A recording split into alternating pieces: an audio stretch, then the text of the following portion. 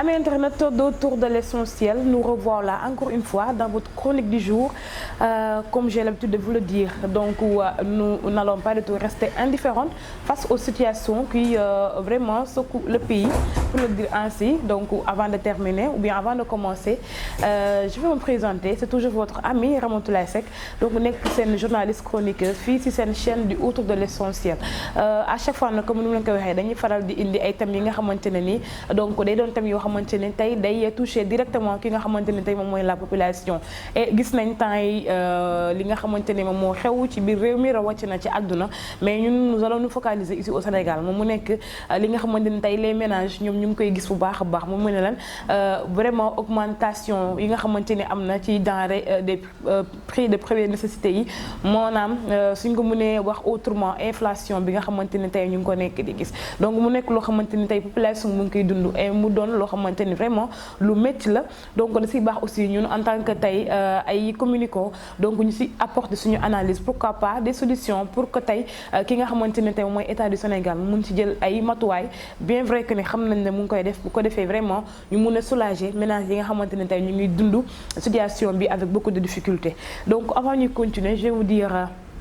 que ngeen abonné wu sur la chaîne Autour de l'essentiel, ngeen activer la cloche de notification, bàyyi aussi seeni commentaire di partager aussi li nga xamante ne tey moom mooy suñuy vidéo bu ko defee kenn ku nekk aussi dina ci mën a am vraiment large impression aussi bàyyi ci ay opinion. Tey comme je vous le disais, tey titre bi nous allons l'intituler ainsi: comment comprendre l'inflation. C'est important parce que tey inflation nekk loo xamante ne tey ñun ñu ngi koy soog a dund fii Sénégal wala ci àdduna bi. Donc depuis longtemps gis nañ li nga xamante ni moom mooy inflation mi ngi yàgg di am. Donc naka lañ ko war a mën a déggee li nga xamante ni tey moom mooy terme bi buñ na inflation nag moom mooy que ni lorsque le prix augmente globalement et non uniquement sur un denrée. Mooy que ne tey gis nañ ne ci boo demee ci marché bi lépp loo xam ne rek kii di ménage bi wala ménagère bi moom da koo soxla, donc dafa doon loo xamante ne tey lu mu ngi yokk. Boo jëlee ceeb bi dafa yokk, diwlin bi yokk, soble bi yokk, ci saabu yokk, meew yokk, lépp yokk. Donc loolu boo ko jëlee de manière très globale moom mooy li nga xamante ni tey moom mooy inflation. Donc dafay répercuté wu ci marché bi ñëw ba ci li nga xamante ni tey moom mooy ci biir kër yi, parce que tey les producteurs ñan ñoo tax ñu nekk fi mooy les consommateurs. Ñun ñooy dem di jëndi à travers li nga xamante ne tey différents canaux yi nga xamante ne tey am nañu ko. Donc ci kaw loolu ci toujours inflation bu ñu ko jëlee tey fii nii ci franc CFA, parce que mënoon nañu wax dollar, euro wala livre sterling entre autres, mais on va prendre le franc CFA bi nga xamante ne tey moom mooy suñu monnaie.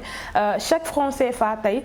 permet d'acheter moins de produits. Maanaam tey nit ki nga xamante ne tey pouvoir d'achat am day wàññeeku. Tey ki nga xamante ni moom moo doon am 1000 francs dem ci marché bi jënd ci soble ak diwlin, tey bu amee 1000 francs tout simplement la ci mën jënd moom mooy que ne tey benn denrée soit mu jënd ci soble, te tey sax même 1000 francs boobu noonu du ko mun permettre tey mu jënd ci denrée bi nga xamante ni tey moom la soxla. Donc loolu c'est un problème. Fii par exemple on me donne une dépense de 5000 francs par jour, ma war ci def añ, reer ak ndekki, tey 5000 francs boobu noonu du ma permettre tey ma def ci añ tout simplement. Donc dinaa dem wutiwaat beneen 5000 francs pour mun ci am sama añ ak sama ndekki. Donc loolu mu doon ay affaires yoo xamante ne tey yu day waar la.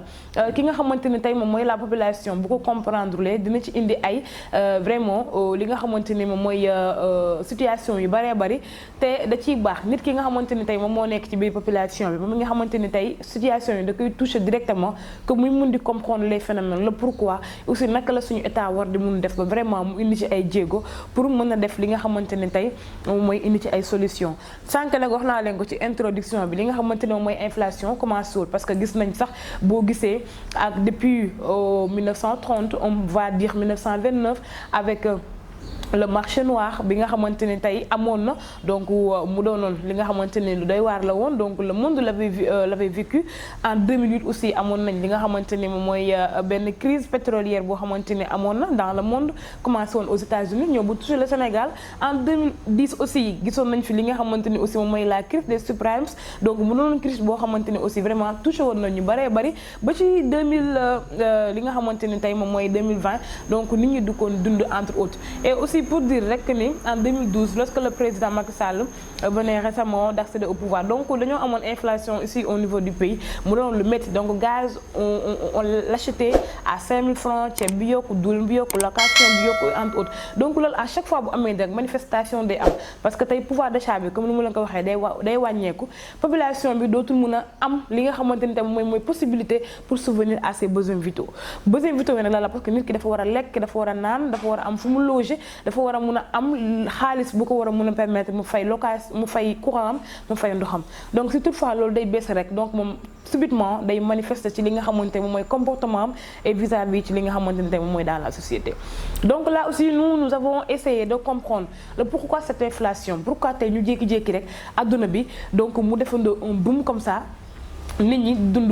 métit bi nga xamante ni tey moom la ñëpp nekk di dund et je rappelle juste que c'est pas seulement le Sénégal mais c'est dans le monde tey le pourquoi tey phénomène inflation bi tey ñu noté ko tey il faut noter un facteur moom mooy nekk facteur Covid-19 parce que en 2019 gis nañ li nga xamante ni tey moom mooy un phénomène mu ñëw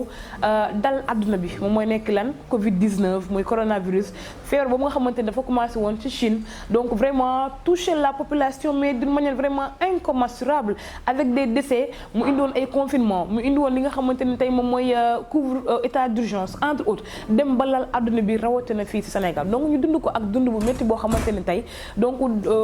demoon nañ fi Sénégal am fi li nga xamante moom mooy couvre-feu dem fi am fi état d'urgence dem fi ba def télétravail donc vraiment fermer les marchés fermer les mosquées arrêter lépp loo xamante ni rek nit ki dafa war a mun dem di fa jëlee li nga xamante ne ni moom mooy moyen de subsistance am pour mën a dund donc loolu nag du nekk effet immédiat donc à long terme lay dem ba am ay répercussions parce que tey gis nañ ne en 2022 donc vraiment li nga xamante ni tey moom mooy marché bi mu ko doon dund day ñu ngi koy commencer di noter donc premier facteur ci li nga xamante ni tey moom mooy lu waral inflation moom mooy déjà Covid-19 deuxième facteur bi nga xamante ni tey mën nañ ko noter ci li nga xamante ni tey moom mooy moo waral inflation bi mooy distorsion bi nga xamante ni am na entre l'offre et la demande tey on voit de nos jours que li nga xamante ne moom mooy la demande est supérieure à l'offre et sur tous les domaines yi nga xamante ni tey jël nga ko tout simplement parce que la population elle agrandit de jour en jour te moyens yi nga xamante ne ñun moom la ñu soxla pour mun a dund pour mun a vraiment doxal li nga xamante ne tey moom mooy suñu dund bu baax a baax donc dafa dese donc li nga xamante ne tey moom mooy état bi elle donne peu à ce que la population demande donc loolu aussi problème la bu demee ba am rek donc day gën a influer ci li nga xamante ne tey moom mooy ci inflation bi. Troisième chose bi nga xamante ne am na ko ñëpp tout le monde le sait mooy la guerre de l'Ukraine et la Russie donc ñëpp xam nañu ne superpuissance yi donc dañoo nekk ay réew yoo xamante ne tey dañuy bokk ci ñuy alimenter le monde rawatina les pays africains donc tey ñu ngi ko doon wax le président Macky Sall était au Russie pour par rapport gis nañ ne blé bi mil bi entre autres donc dafa demoon ba nekk produit yoo xamante ne et jusqu'à présent prime mi ngi commencé di augmenter wu di am benn flambée ci denrées yi nga xamante ne tey ñun ñu ngi koy amal par rapport ak foofu te Sénégal nekk na pays boo xamante ne tey dafay exporter plus que tey lu muy day importer plus que lu muy exporter lu ñu jëlee bitim réew moo ëpp tey ñun li nga xamante ni tey moom la ñuy defaral suñu bopp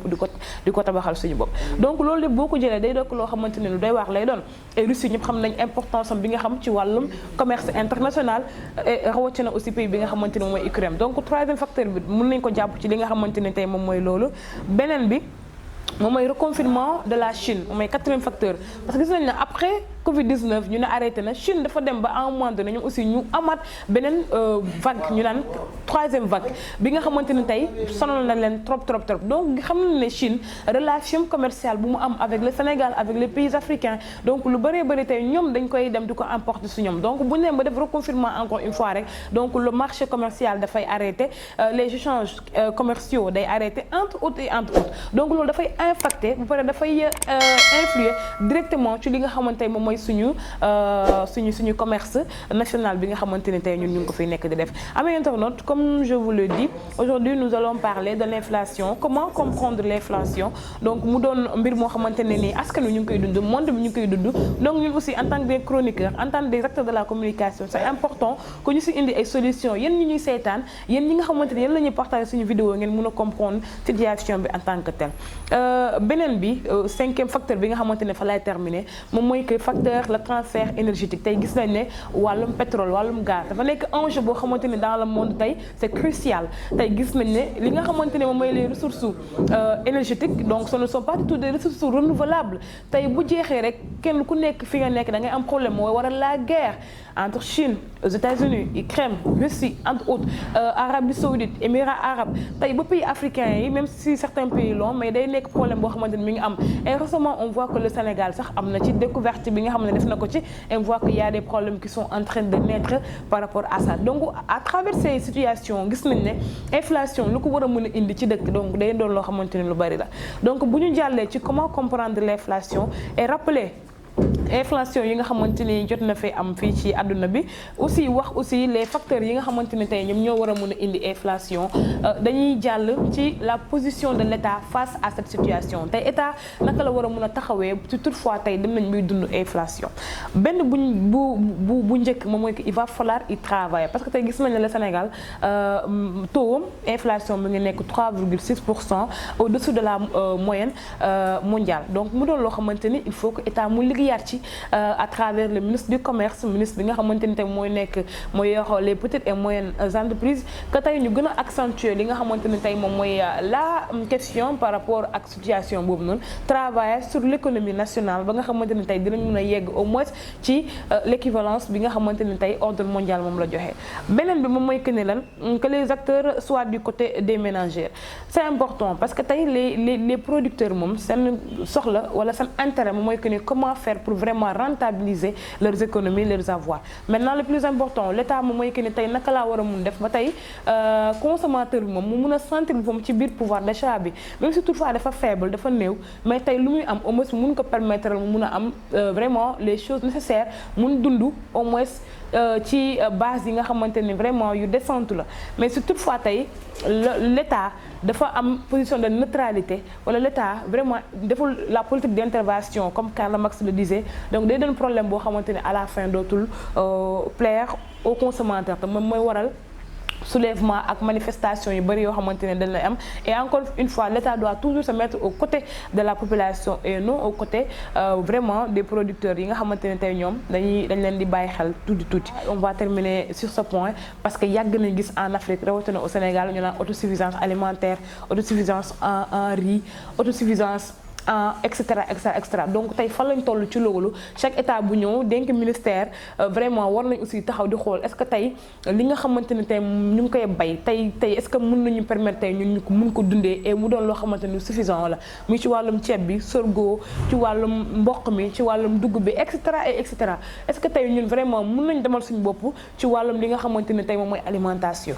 Donc toutefois gis nañ ne ñu ngi importer di exporter il y a beaucoup de milliards qui sont éjectés ci secteur yooyu noonu te jusqu'à présent gisuñ li nga xamante ni tey moom mooy vraiment lii di résultat. Il faut aussi que l'État mu essayer de généraliser les prix parce que tey dañuy ñëw rek génnee benn communiqué ne ceeb bi diwlin bi léegi lii la ko boutique yi war a jaayee mais il va falloir que ñu def descendre sur le terrain di leen di xool est-ce que tey les producteurs ñu ngi respecter les normes est-ce que tey ñu ngi respecter la consommation des Sénégalais c'est important mu fekkee ne État waxul le ministère fixul ay prix donc boutique tel di jaayee diwlin litre 1000 francs kay di ko jaayee 1600 keneen ko donc loolu du am une généralisation des prix boo xamante ne mooy mën a permettre le consommateur vraiment mu am benn stabilité et je pense que c'est important liggéeyu État dafa nekk vraiment benn mission régalienne boo xamante ne tey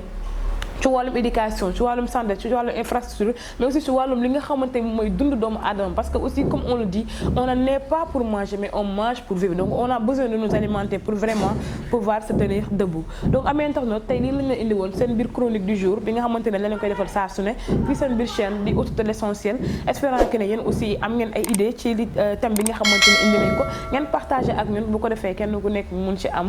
ay njëriñ sur ce on vous dit à la semaine prochaine ci beneen chronique du jour merci.